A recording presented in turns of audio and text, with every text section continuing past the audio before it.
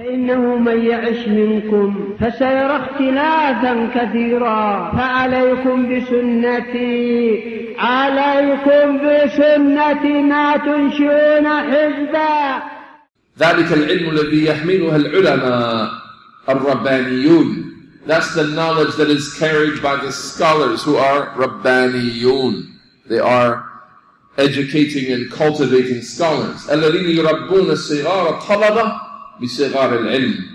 Those that when they teach the new students, they teach them the lesser and lower kinds of knowledge. ثم يتدرجون معهم. And then they slowly increase and they raise their level slowly.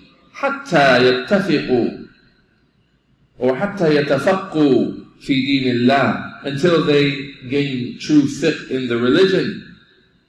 فيبدأون بالمختصرات, and they begin with these small, summarized books to study. حتى يصلوا إلى المطولات, and then eventually they will reach the bigger, larger books. So you have some students of knowledge, they have understood this methodology.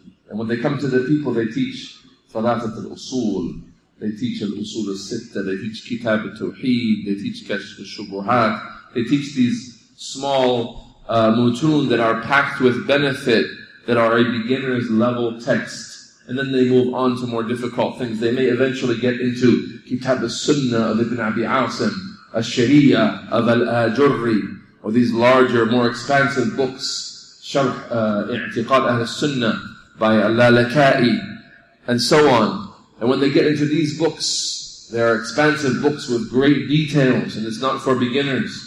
For those who have passed intermediate, gone on to the advanced stage of knowledge and have studied the basic mutun, the basic texts. Those lessons are not for everybody, not for the common people. Those lessons are for the students who have reached a level of understanding that have been raised slowly and gradually. You'll find students of knowledge who've understood this methodology and they've learned from their scholars with this methodology.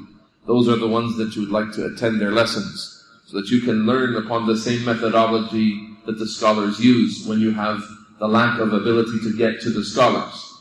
But there are those who are haughty and anxious, and they jump really fast and they want to run into being a beginner or a barely beginner student of knowledge, and they want to explain Al-Mughni of Ibn Qudama. They want to explain Sahih al-Bukhari, the text. They want to explain Sahih Muslim, the text.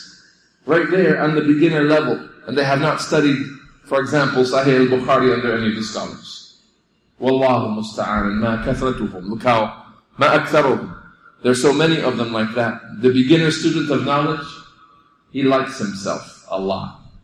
He sees himself as being really rich and really full of knowledge because he's a beginner. He hasn't reached that level where Allah will make him able to benefit people more, when he recognizes that he doesn't know anything. But he's happy with it, the little bit that Allah has given him, and instead of remaining humble and taking himself to the scholars and sitting there for a good 10, 20 years or however Allah blesses him, he rushes to teach the people after a few years, if he's even studied at all. And you find him teaching books that the ulama don't even teach, except the highly qualified, top experts in certain fields would teach to the advanced students. And there they are, beginner student teaching these advanced books like it's no problem at all. As if to prove to the people that they are really qualified and they can teach these kinds of books. Wallahu al-musta'an.